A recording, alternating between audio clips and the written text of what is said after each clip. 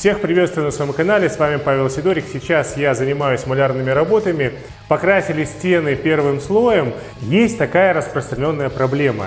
Когда красятся стены, особенно это характерно для безвоздушной покраски, меньше для валика.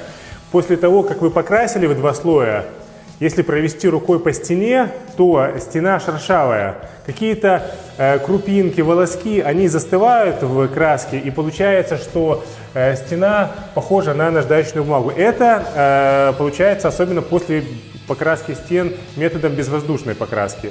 После валика в меньшей степени.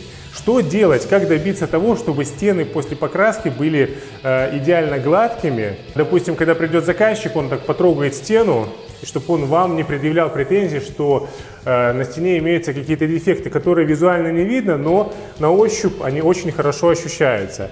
После того, как вы наносите первый слой, допустим, заклеили все, нанесли первый слой методом, допустим, безвоздушной покраски, дали краски высохнуть, после этого берете обычную наждачную бумагу, мелкую, допустим, 240-ку, ну какую-нибудь любую, и просто слегка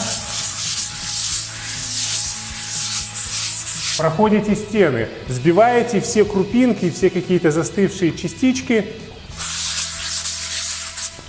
Можно проверять на ощупь. То есть рукой ведете, нашли где-то, поправили,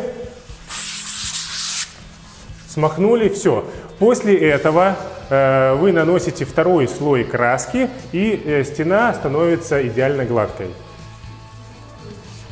Сколько бы вы не пытались перед покраской сметать пыль, пылесосить, грунтовать, все равно мелкие частицы, которые засыхают и становятся острые, они образуются. Поэтому выход только один. Брать мелкую наждачную бумагу, после первого слоя проходиться, и после этого у вас уже второй слой краски ляжет идеально. Спасибо за внимание. С вами был Павел Сидорик. До новых встреч!